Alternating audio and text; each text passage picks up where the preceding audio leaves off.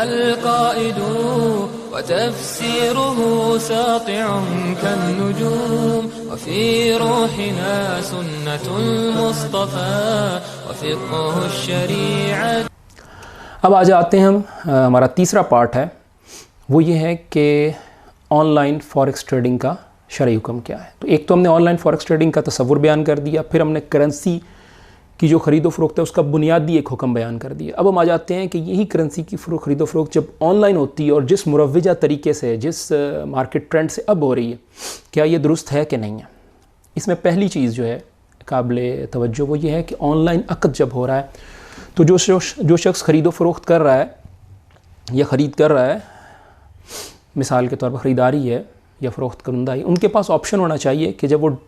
Trade final ہو رہی ہے تو وہ اگر چاہیں تو اس ٹریڈ کو اگر کینسل کرنا چاہیں، جیسے خیار مجلس میں ہوتا ہے کہ آپ کی ڈیل فائنل ہو گئی ہے اور ابھی اسی مجلس میں آپ بیٹھے ہیں اور آپ اس کو کینسل کرنا چاہتے ہیں تو شریعت نے اس کی اجازت دی. تو ایسے ہی آپشن جو ہے ٹائم لمٹ کے اعتبار سے اس کو مقرر کر لیا جائے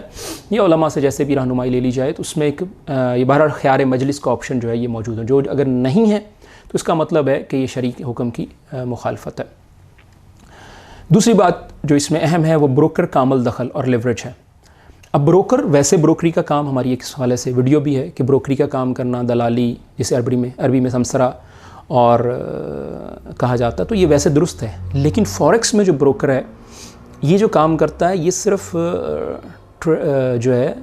جو لوگوں کو ملانے کا یا سروسز دینے کا کام نہیں کرتا، بلکہ یہ ساتھ لیوریج بھی دیتا ہے. لیوریج سے مراد قرض ہے جو بروکر بطور کسی بھی انویسٹر کو یا ٹریڈر کو فراہم کرتا ہے کہ اس کے عوض وہ تجارت کرے اور اس سے وہ اس کے بدلے جو ہے کمیشن یا منافع کاٹتا ہے. اللہ کے رسول صلی اللہ علیہ وسلم نے فرمایا کہ لا یحل صلف و بیع، کہ ادھار اور بے یہ حلال نہیں ہے بیک وقت. اور اس کی وجہ کیا ہے کہ یہ ربا کا ذریعہ ہے، اور یہ حدیث جو ہے سنن نبی داؤد میں موجود ہے 3504. تو اس میں یہ ہوتا ہے کہ جب آپ بیک وقت ایک شخص سے کچھ خرید بھی رہے ہیں اور ساتھ ہی اس سے ادھار یا قرض لے رہے ہیں، اس کی مختلف صورتیں ہیں یہ جو حدیث ہم نے بیان کی. تو اس میں ایک یہ ہے کہ اب آپ اس کے ساتھ قرض لے رہے ہیں اس سے اور ساتھ آپ اس سے کچھ خرید بھی رہے ہیں، تو اس میں یہ عنصر جو ہے متوقع ہے، جس کی وجہ شریعت نے کہ ممکن ہے کہ اس جو آپ نے خرید و فروخت کی اس قرض کی وجہ سے وہ افیکٹ ہو. مثال کے طور پہ کوئی شخص جو ہے اس نے ایک موبائل بیچا اور کم قیمت پر بیچ دیا اس لیے کہ جو خریدنے والا وہ مجھے قرض دے گا، یا زیادہ قیمت پر بیچ دیا کہ وہ جو بیچنے والے کو قرض دے گا. تو قرض کی بے کے ساتھ انوالومنٹ یہ شریعت نے منع کی ہے.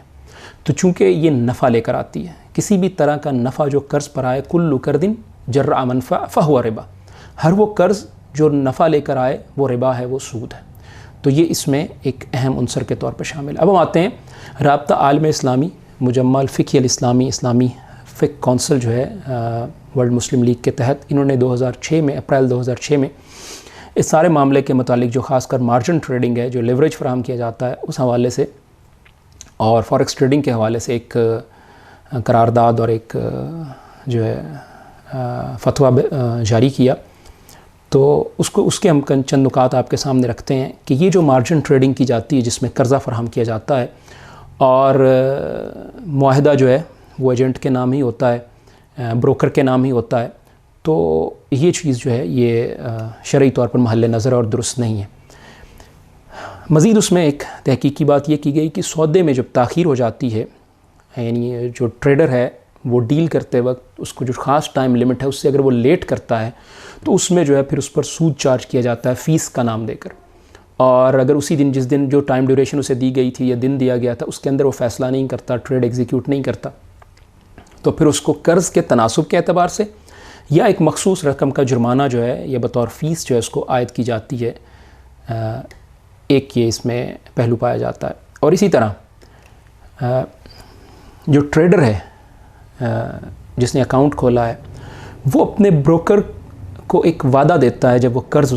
بروکر اس کو قرض دیتا ہے تو اس کے عوض وہ اس کو ایک وعدہ دیتا ہے یا اس کو ایک اجازت دیتا ہے کہ اگر میرے نقصان، ٹریڈر کے نقصان یا گاہک کے نقصان جو ہے خاص حد تک پہنچ جائیں گے تو ایجنٹ بروکر جو ہے ان سارے معاہدوں کو جو ٹریڈر کے ہیں ان کو فروخت کر سکتا ہے اور اپنے قرض کی رقم بھی واپس لے لے گا.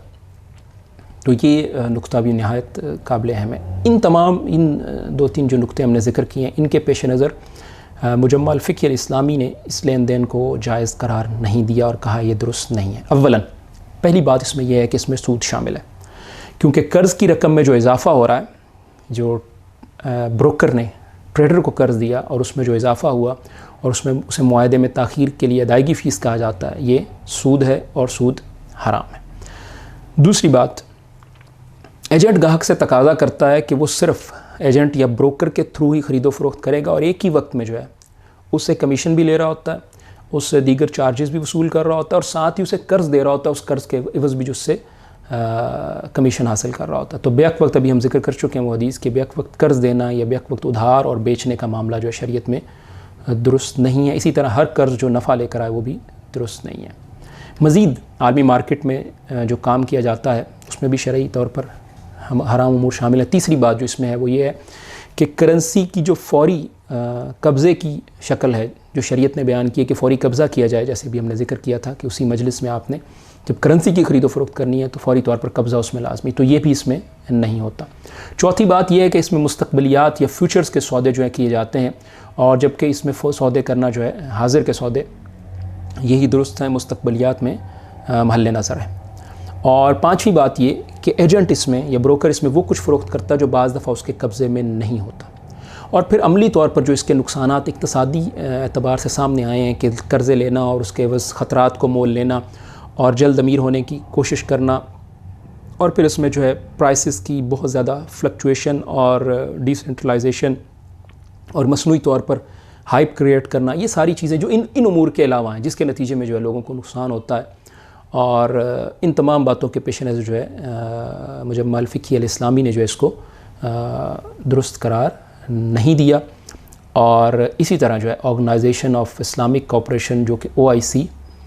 کے زیر اہتمام جو ہے ایک اور ادارہ ہے مجمع الفقہ الاسلامی، جسے انٹرنیشنل اسلامک فقہ اکیڈمی بھی کہا جاتا ہے، انہوں نے بھی جو ہے 1998 میں کرنسی کی تجارت کے حوالے سے ایک قرارداد اور ایک فتویٰ پیش کیا تھا کہ کرنسیوں کی ادھار بے جو ہے یہ شرعاً درست نہیں ہے۔ تو اس میں چونکہ ہم نے ذکر کیا کہ فوریکس میں جو ہے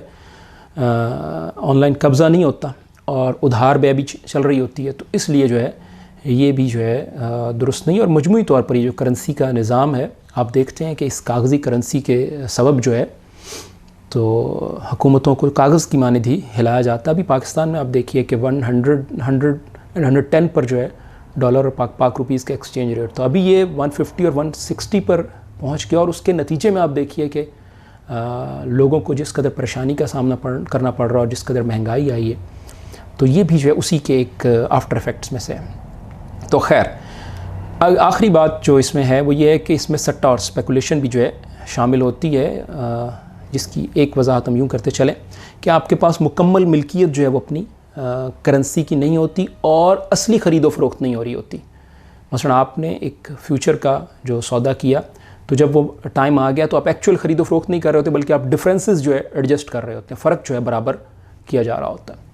تو اگر ان شرعی قباحتوں کا اس میں ازالہ کر لیا جائے اور کوئی ایسا پلیٹ فارم بن جائے جو ان تمام شرعی قباحتوں سے پاک ہو، تو پھر اس کے جواز کی صورت نکل سکتی ہے۔ فی الوقت جو اس کی مروجہ صورتیں ہیں اور جو پریویلنگ اس کا طریقہ کار ہے وہ درست نہیں ہے۔ اللہ رب العالمین مجھے اور آپ کو